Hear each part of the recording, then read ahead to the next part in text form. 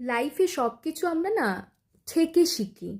মানে হচ্ছে, দেখবে তুমি তাড়াতাড়ি কোনো কিছু শিখে গেলে সেটার মূল্যটা তোমার কাছে থাকবে না।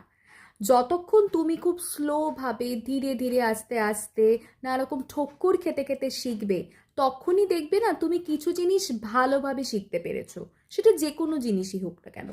ছোটবেলায় আমরা যখন এবিসিডি শিখি কি 1 2 অ ক খ শিখি, তখন কি একবারই শিখতে পারি না, কিন্তু সেই জিনিসটা আমাদের সাথে চিরকাল থেকে যায়। তেমনি যে কোনো জিনিস যদি সহজে পেয়ে যাওয়া যায়, সহজে তাড়াতাড়ি শিখে যাওয়া যায়, সেই জিনিসের মূল্য বা ভ্যালু কোনো কিছু থাকে না।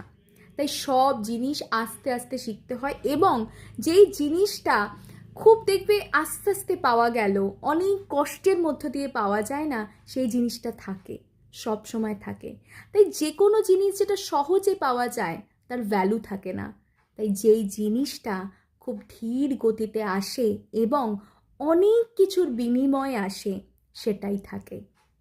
তাই সেই জিনিসটাকে আঁকড়ে ধরতে শেখো, সেই জিনিসটাকে ভালোবাসতে শেখো, এবং যেই জিনিসটা তোমার কাছে খুব কষ্ট করে এসছে তাকে সামলে রেখো, সত্যি সামলে রেখো। সেই জিনিসটা যেন তোমার থেকে হারিয়ে না যায়।